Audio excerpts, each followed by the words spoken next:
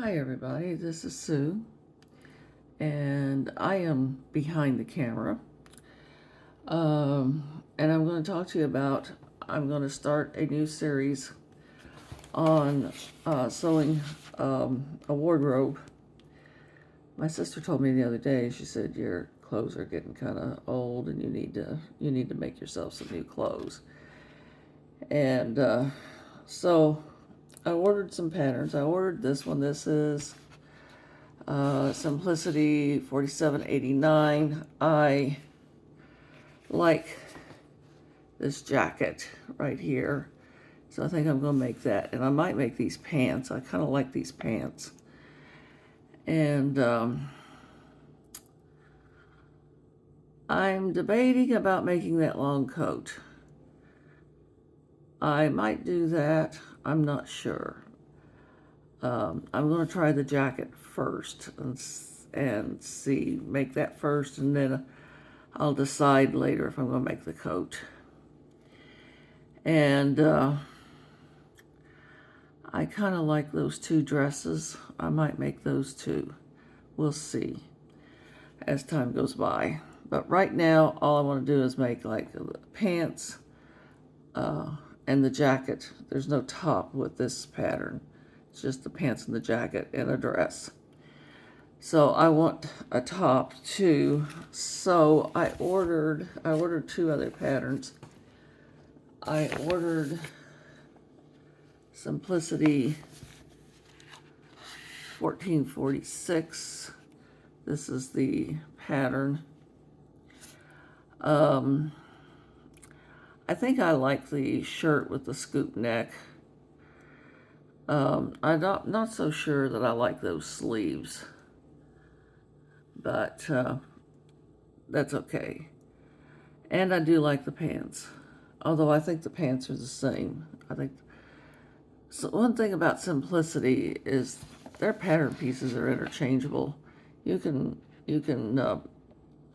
I mean, if you make like this blouse and you like those sleeves, you can do that as long as it's the same size. Simplicity will you can interchange. And if you've got a pattern from 15 years ago and a pattern from 10 years ago, and you want to interchange the pieces, you can do that. It will work. And then I also ordered a McCall's pattern. And quite frankly, after it came in, I was kind of, now why did I buy that? Because I don't like that shirt. I don't like that knot in the front. I do like that dress. And I don't like the pants. I don't like pants that hit above the ankle. And so I'm not sure. I might make that dress, maybe. We'll see. The first thing that we need to do is go through, and what I'm going to do is I'm going to make a series of videos on how to make these patterns. We're going to follow the pattern sheet. Something fell on the floor. We're going to follow the pattern sheet. Just a second. I'm having to charge this phone, and the cord just fell on the floor. All right, let's try this again. Now, we're going to follow the pattern sheet. So, my guess is the first thing we need to do is kind of read through the pattern sheet and kind of understand what they're talking about. Now, this might be boring right now, but you can come back to this. You can use this as a reference guide. And if you have questions, this reference guide might answer those questions. If not, you can always ask them as we go along. And if I can't answer them, somebody, if there's somebody in our group that does so, then maybe they can answer it. So, yeah, go ahead and ask any questions you want to ask. I've been sewing for many years, my entire life, basically. My mother taught me to sew when I was just a little kid. My sister wasn't too interested, but I enjoyed it. So anyway, this is the first thing we're going to do. This is the pattern sheet for 1446, and the symbols and things like that are going to be the same throughout any pattern that you use. So we're going to go through this and read it. Like I said, this will just be more of a reference video than anything else. So, and I don't know when my phone is going to die, so I may have to make this into 2 or 3 videos. I don't know. So we're going to get started with general directions here in the very beginning. And we're going to start here with symbols.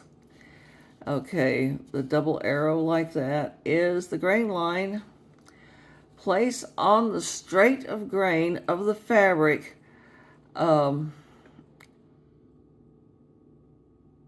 parallel to the settings. I'm going to have to parallel to the selvage. Now the grain line, let me pause this for a minute and I'll get something to show they're talking about there. Okay, I took this out of a jelly roll, but it'll work. The grain lines go up and down and across. And so you want the arrows to go straight up and down, and I'll show you this. On the grain lines, you can pull it. There's not much give. There's not much stretch. None. But if you pull it, but on the corners, that's called the bias, and it has some stretch to it. So that's what they're talking about here. The symbols on the pattern, these double arrows, means that this has to go straight up and down, and you need to measure it. When you pin it on, then you measure this end of the arrow and make sure that it's the same as this end of the arrow. Otherwise, you're going to be on the bias and it's going to be stretchy. Even if it's just a little bit off, it's still, excuse me, it's still, you're still going to have a stretch that you don't want. Now then, this double arrow like this that's on this means that you place this pattern piece on the fold. And then this broken line right here is the center front or the back of the garment. So that's what that symbol means, so that you can make sure that you're getting that symbol on straight of the grain too. These dots, you need to match these dots while you're sewing. It's very important that you it's very excuse me, I apologize. I just all of a sudden just started kind of choking a little bit there. Anyway, these dots are very important. Oh, wait a minute, I forgot the notches. Skip that. The notches and the dots are very important, and you need to make sure that you mark those on your fabric so that you know where they are. And you need to make sure that when you're matching them up, that you match the single notches and you match the double notches, especially in a sleeve. Because if you don't match the single notches and the double notches in the sleeve, you'll put the sleeve in backwards. which would not be a good thing.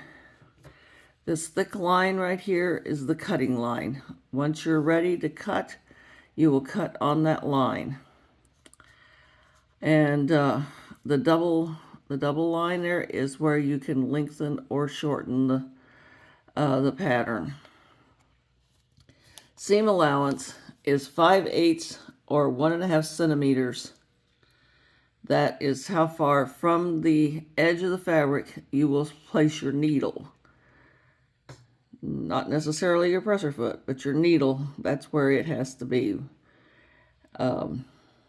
Unless otherwise included, are not printed in the multi-size patterns. Mark your size with colored felt tip pin.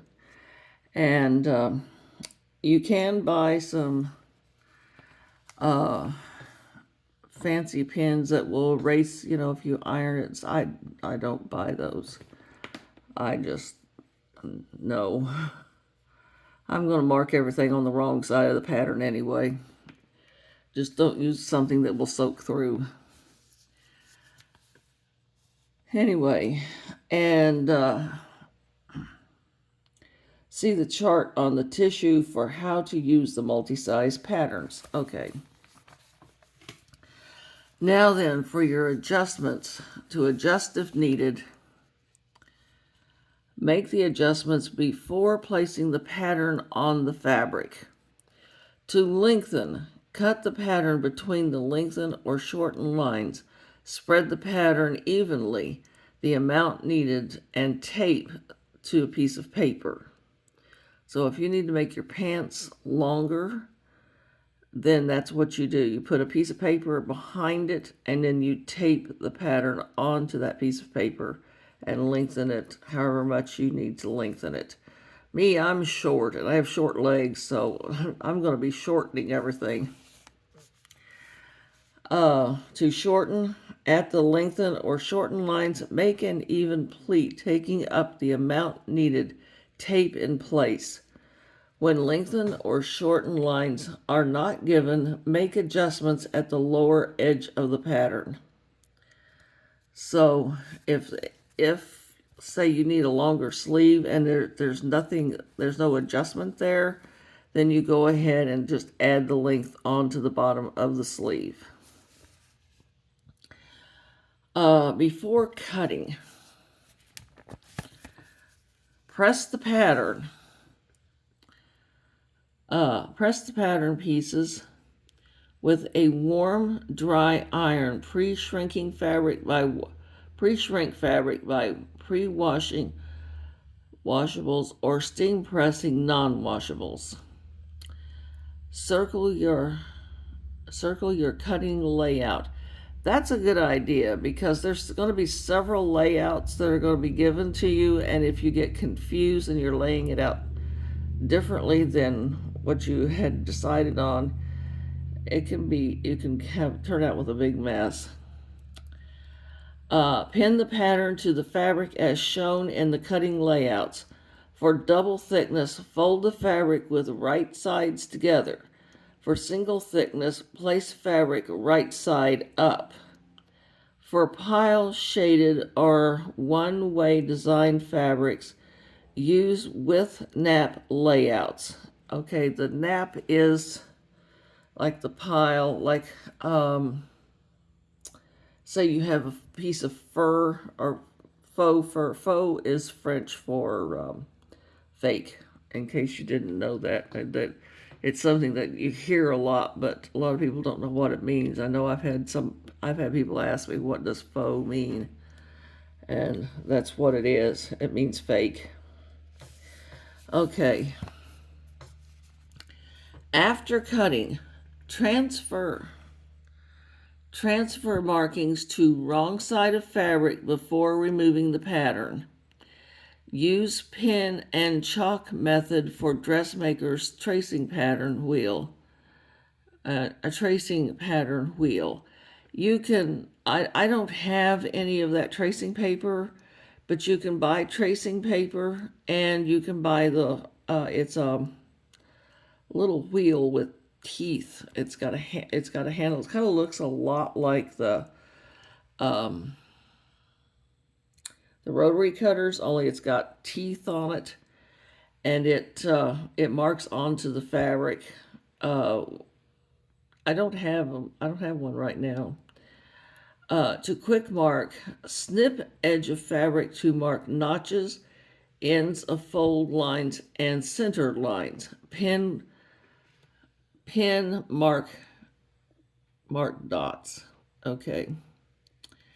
You pin right here at these dots. Okay. Now, let's open this up. Okay, it says here sewing. Sew garment following sewing directions, pin or machine-based seams, matching notches. Stitch 5/8 of an inch or 1.5 centimeter seams unless otherwise stated. Press seams open unless otherwise indicated, clipping when necessary so seams will lie flat. Trim seams to reduce bulk as shown below. And so we will be following these instructions here as we go on how to, like, you will want to clip like a curve, and we'll be doing that in the curves, especially like around the sleeve and the neck and stuff like that. And then the special cutting notes. Let's see.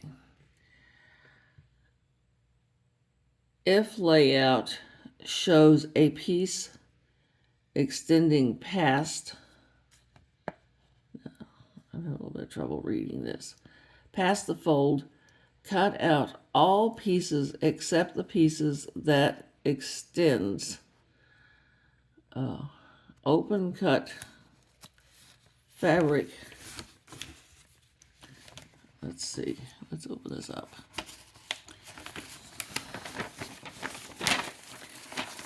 All right.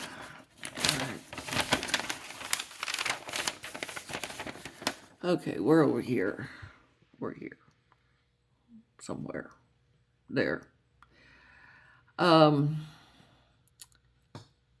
Let's start over. It's got a star there that says, if layout shows a piece extending past the fold, cut out all pieces except the piece that extends.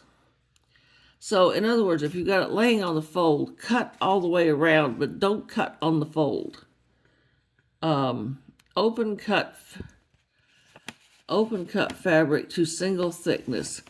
Cut extending piece on the right side of the fabric in the position shown. Okay, that's going to make sense later. Now, let's see, it's got this kind of a star. Let me see if I've got this where you can see it. Mark small arrows along both selvages indicating direction of nap or the design. Fold fabric crosswise with right sides together and cut along the fold. Turn one fabric layer around so arrows on both layers go in the same direction. Place right sides together. Right sides together, as you can see here on this. They're showing it here. And then cut the crosswise fold there. Okay, let's see. These are the pattern layouts. We'll go through that as we need to. Now, one thing that I'm going to do with my pattern, and this is going to be up to you if you do this too. I'm going to iron on wax paper onto the back side of my patterns just to stabilize them and to keep them from tearing so quickly. Yeah, that will make them thicker and all that, but I can put them in a Ziploc bag. I'm not worried about that. The sewing directions right here, this up here is the layout, which will go through as we lay it out. It'll make more sense then. And as we go through the pattern and sew it, we'll go through the pattern guides here too. So this is going to tell you how to lay it out according to the size of the fabric that you have. Like if you've got 45 inch, which is most fabric is 45 wide. There's a lot of it that's 60 wide or 58 or 60. So naturally it's going to be easier to lay it out if it's wider, but you know, that's just not the way it works. So we'll lay it out according to the instructions here. Now then, the sewing directions. Let's see. Kind of hard to manage. Okay, so now they're showing here like stay stitching right here in the neck. The reason for the stay stitching is to keep that, because this is actually on the bias here, and that will stretch as you are trying to put the facing onto the neck. The facing is bias, the neck is bias, and they're going to stretch if you don't put the stay stitching in. That doesn't have to stay there for very long, just until you can get those two pieces sewn together. Same thing with the sleeve. You'll be doing the same thing with the sleeve. And so that's the reason for the stay stitching. And even though it seems like a ridiculous thing to do, you really need to do it, because otherwise you're going to have a mess. And it saves you a heck of a lot of time. And so it tells you to go ahead and stay stitch front and back edges from the cut edge in the direction of the arrows. Now then, take a look here at what it's doing. I don't know if you can even see that or not. Let me fold this up a little bit better. I don't know if you can see that or not, but the arrows go from the shoulder down to the center, from the shoulder down to the center. So when you're doing your stay stitching, do that. Start here at the shoulder, go to the center of the neck, start at the shoulder, go to the center of the neck. That is what it's showing you to do. Same thing on this is the front, this is the back. Same thing here. Stay stitch from the shoulder to these two notches here. Start from the shoulder and go to the notches here. That's what they're showing you to do.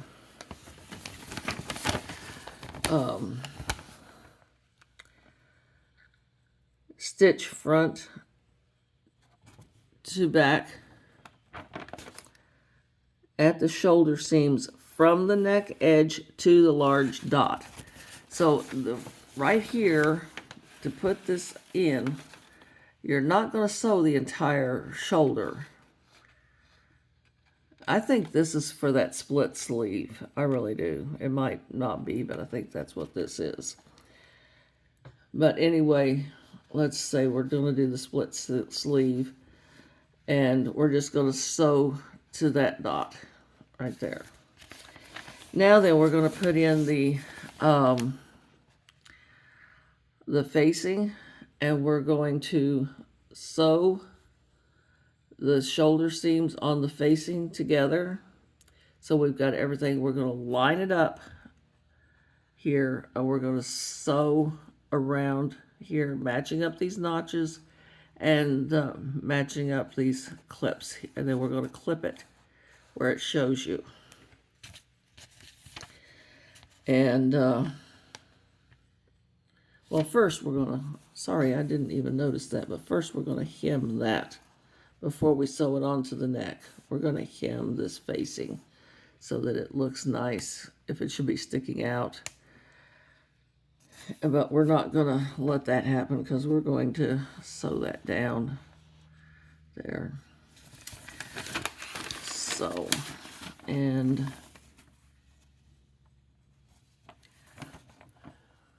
yeah, this is the split sleeve here. This is showing you how to hem that up there and then hem it on down around here so that you can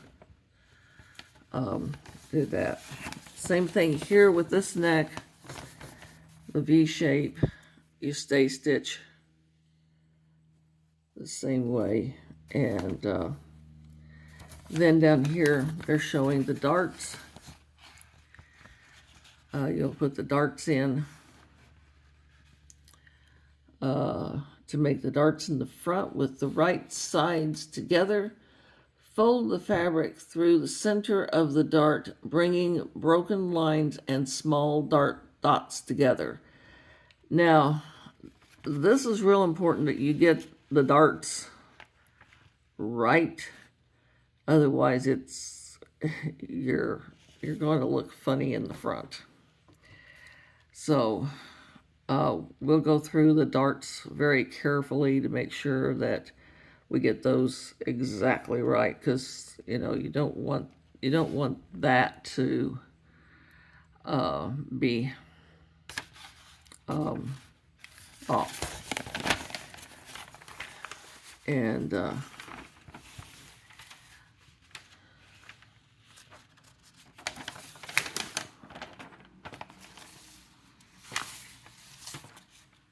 okay.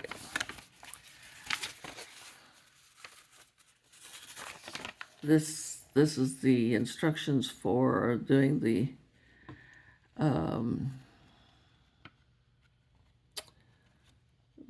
sewing together the V-neck. It'll be the same basically. We'll go through that. And same thing with the facings. We'll go through the facings, how to put that together. And then there's the pants. Oh, no, the sleeve.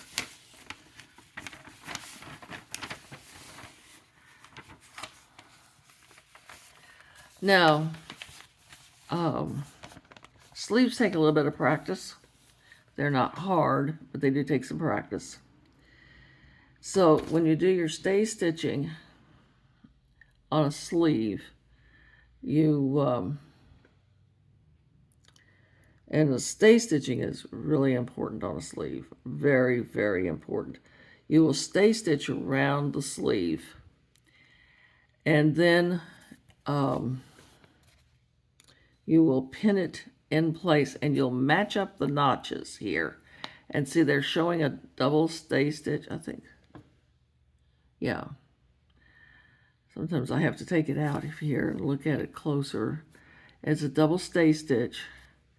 And then you'll pin it into the sleeve, and then you'll pull one of these from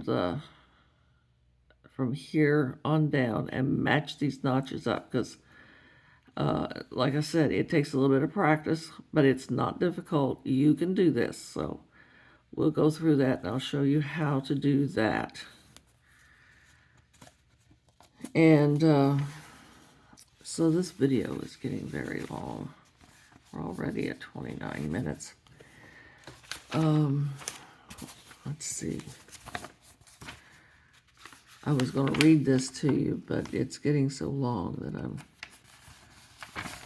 where's... the pants. Now then, the pants, are not difficult. In fact, once you learn how to do pants, you'll just breeze right through them. Now then this right here, they're showing the inner leg seam. That will be your first stitch that you will make with the you'll sew the inner leg seam for the front and the back, and then you will stay stitch here in the curve and do your clips, and they've even got, is that supposed to be a picture of the presser foot? I think it is. But you want to match your notches up. The double notches are the back of the pants. Single notches are the front of the pants. And then the pockets are not difficult. Don't be afraid of them. They're not difficult.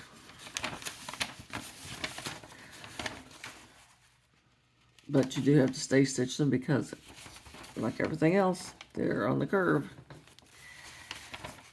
And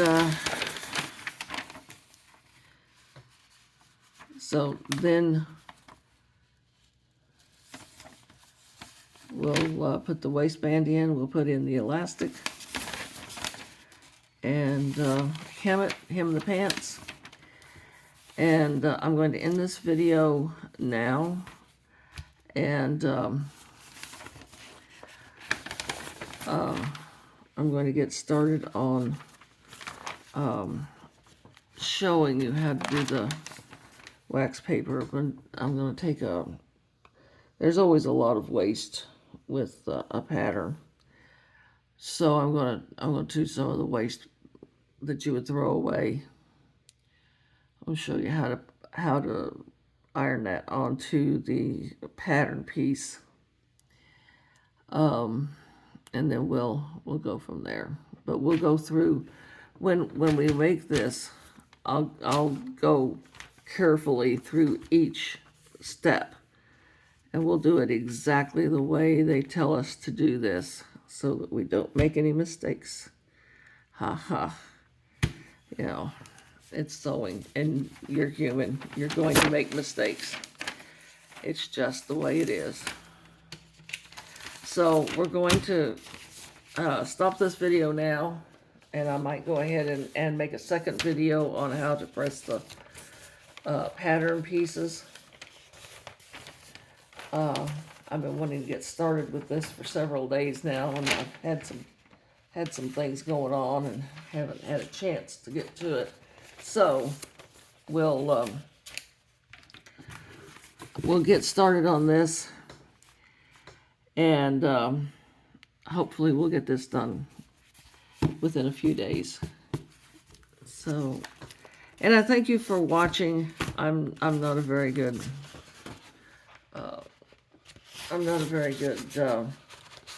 video maker. I wish I was, but I'm not. So we're going to get started with this, and I'm excited. I don't know about you, but I am. So thank you very much for watching, and I will post this soon. Thank you.